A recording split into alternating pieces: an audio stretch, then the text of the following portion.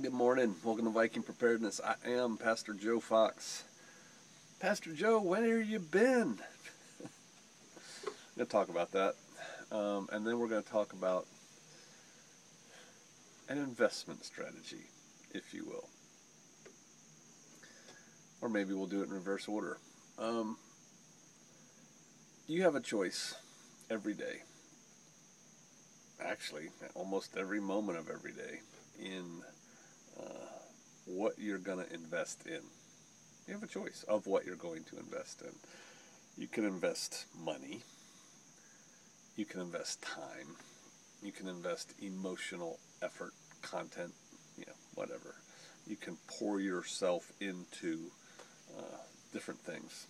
Job, family, the garden, your dog, Preppers are an interesting niche of consumer society in America. And, a lot of stuff is marketed towards preppers. From the magazines that really aren't magazines, it's just a full, 100-page ad for stuff and gewgaws. The magazine costs money and everything in there costs money. And if you have this one thing, you can survive Armageddon. Buy this, buy this, buy that. Heck, I advertise, give reviews of gear on my channel, the YouTube channel. That's consumerism, because every time I do, people go buy those things, mostly flashlights of late. And I'm backed up on that. By the way, I need to shoot some darn flashlight videos. I'm just getting kind of bored at doing it. But I have a duty. So yeah, expect 3 flashlight videos in the near future to come out. Bang, bang, bang. On the YouTube channel. Not here.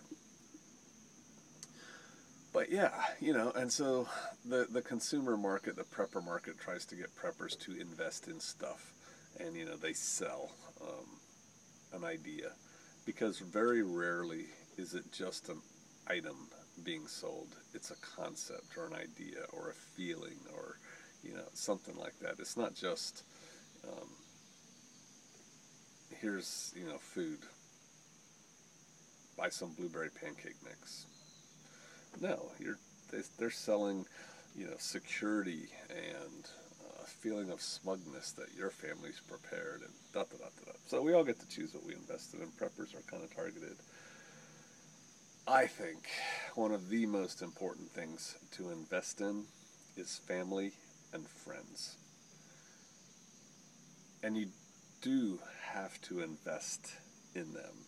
They don't just happen. You have to pour of yourself. You have to pour time into them.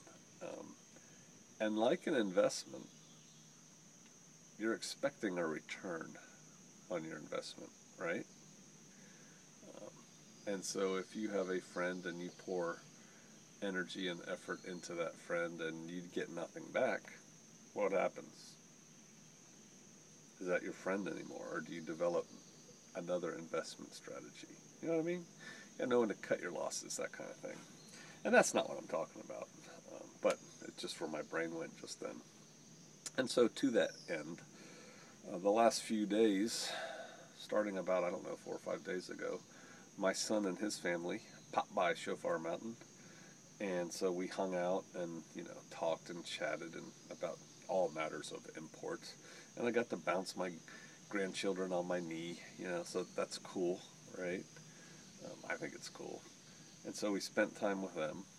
And, I'm not, when my son and his family pop up out of nowhere with my grandkids, going to say, oh, hold on, I got to shoot a video and upload it. And so, we did that. And then we had to make a quick trip up to High Prairie Acres to take care of some business up there. And it was a very quick trip, but my daughter and her husband decided, well, if you're that close, we're going to come see you there. And so they came out. And so, they stayed with us at High Prairie Acres. And so we had like the family reunion thing, just continuing there. And so we spent time with them. And then we came back, and it was Shabbat. And I don't shoot videos on Shabbat. And then yesterday, first day, Sunday, we met with much prior coordination. A young man who, interesting story, we'll probably put this up somewhere, probably YouTube so more people can see it. But I'll give you more of the lowdown here. He contacted me, as do many, many other people. And, how do I differentiate who I'm going to respond to and who I'm going to take the conversation further? Holy Spirit, I rely on that to guide me to who to respond to. And experience from just dealing with so many people online. But for whatever reason, and again, I think it was the Holy Spirit, he and I started an email conversation that went back and forth, and got our wires crossed a little bit.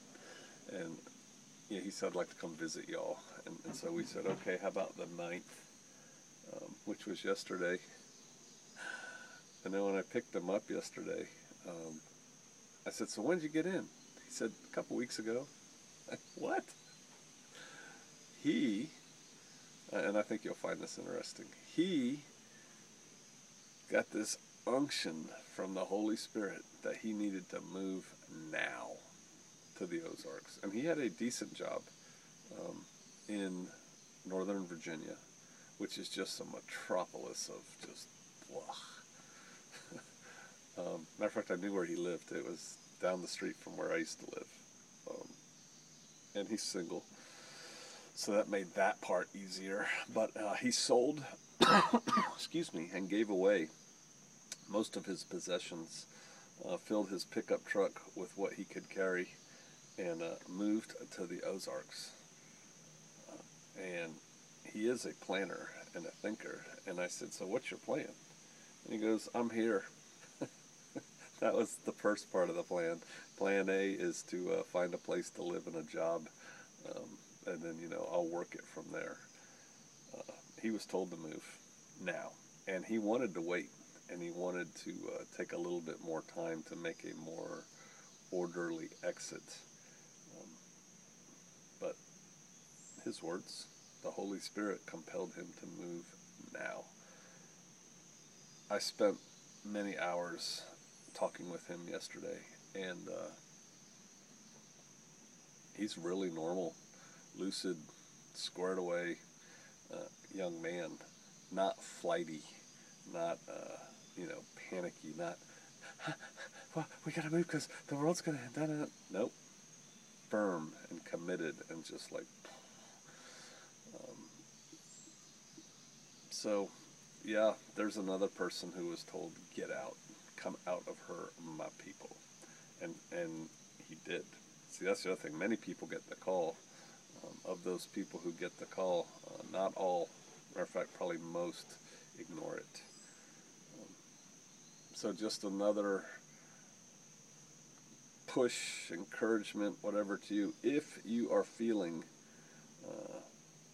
the strong need to get out of the built-up areas, then there's another witness for you, right?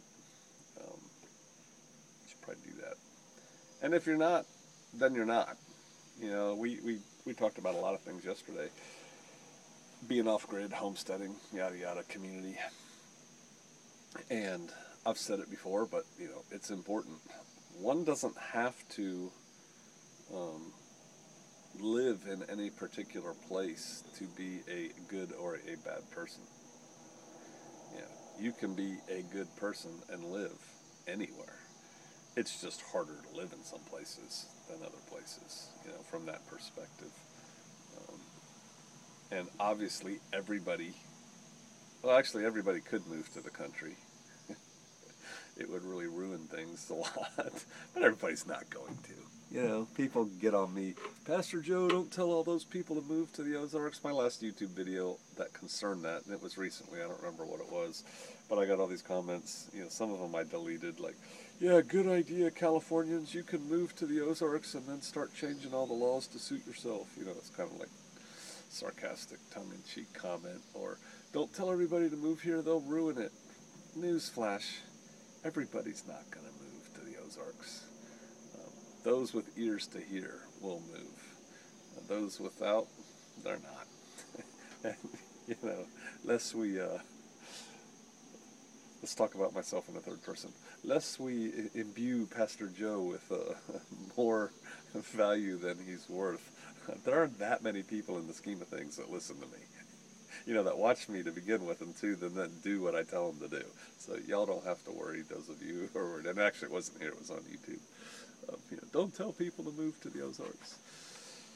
I'm not. God is. All right, so that's that. So I've been doing that stuff, investing in family, investing in friends, with a expected results, you know, to result from those investments. Community, it's tough, especially with Americans, to form intentional community, you know, where everybody's living on one piece of land, sharing in the chores every day, working together, dun, dun, dun, dun, dun. I still think it's the way to go. Do not misunderstand me. I think it's the way to go. It's just hard to get Americans less focused on self and more focused on the tribe, on the group. It's just not built into them to do that. There are successful communities. Straightway in Tennessee is one, but it's a lot smaller than most people think. Many, many, many visitors to Straightway, but the actual number of people, it's not great. I mean, it's bigger than most intentional communities in the country, but it's not like, you know, hundreds of people living in community, because it takes a special kind of person, and again, it has to be a person that puts themselves in value beneath the value of the group. The group has to be more important. And I submit also that for any kind of group, community, team, or whatever, they have to have a purpose around which they are all united to stay together. And the strongest purpose is the Most High, right? I was talking to somebody recently about a group that had a lot of pretty wealthy people in it. And they had bought a piece of land, and they had built cabins on it, and it was kind of like a private park, you know, locked, but people who were in the club had access to it, and everybody had their own cabin. And it cost a good chunk of money up front to join the club, and then monthly dues of a couple $100 a month to maintain one's membership. And for that, you know, people get like a cabin, and they have to stock it with, you know, certain things have to be there, stored on site, inspectable, food for a year or something, firearms, X amount of ammo, you know, bump. And that was inspectable, and one's membership was conditional upon maintaining that stuff on site.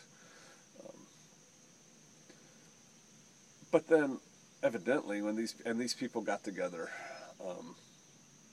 I don't remember, every month or every 6 weeks or something, for a weekend.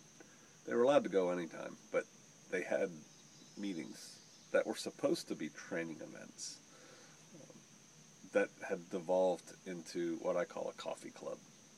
You know, let's get together, drink coffee, eat pizza, drink soda, and you know, talk about prepper stuff because it's our hobby. But they weren't really serious.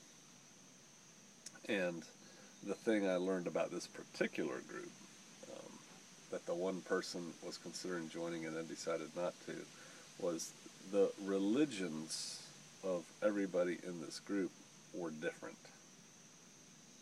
Some of you may say, so what? Coexist, baby. And that's fine. If that's what you believe, go for it. But the person I was talking to and I have a certain eschatology, and, you know, based on the Bible. And if you read the Bible and you think you're going to go through hard times, as stated in the Bible, there comes a point in time when it's everybody against God's chosen people. Or you could flip that on its head. It's God's chosen people against everybody. But there's no middle ground there. There's no fence to sit on. You know, the fence is sharp. You're on one side or the other of the fence. And being tied to, in and amongst people who don't share your basic core values, when the stress and the heat is turned up, things are going to start coming apart internally. And so you have to share the same basic core values. You know, if your basic core values are, I'm okay, you're okay, then that might be okay, right? But if your basic core values are not, then it's not. You know, people under stress. And then the other thing is, when you get together with people that you plan on going through the apocalypse with, it's important to do training events, to conduct actual training, learn how to do things, but it's important just to do hard things together. You know, the Marine Corps has the crucible, right? Get out there and sweat and be tired and cold, wet, and hungry together frequently so that you learn how people act in certain situations. You know, the fact that Bob, when he's super tired and sweaty and whatever, gets irritable and snaps at people, that doesn't mean that Bob can't be part of the group. It just means you got to understand that at certain conditions, Bob's going to be like that. You know, and so, but now we know that. So it's not some big drama thing if we've never known that, and then we get together in some kind of crisis event, Bob's put under this pressure and he starts snapping at people a little bit. Can you see my point there?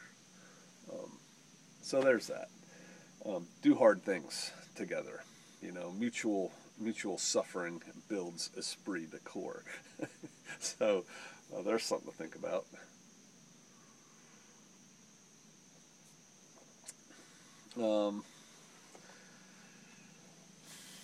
Investing in friends and family, that's important. That's important. You know, all of my family, I'm blessed, believe the same way I do about the important things in life.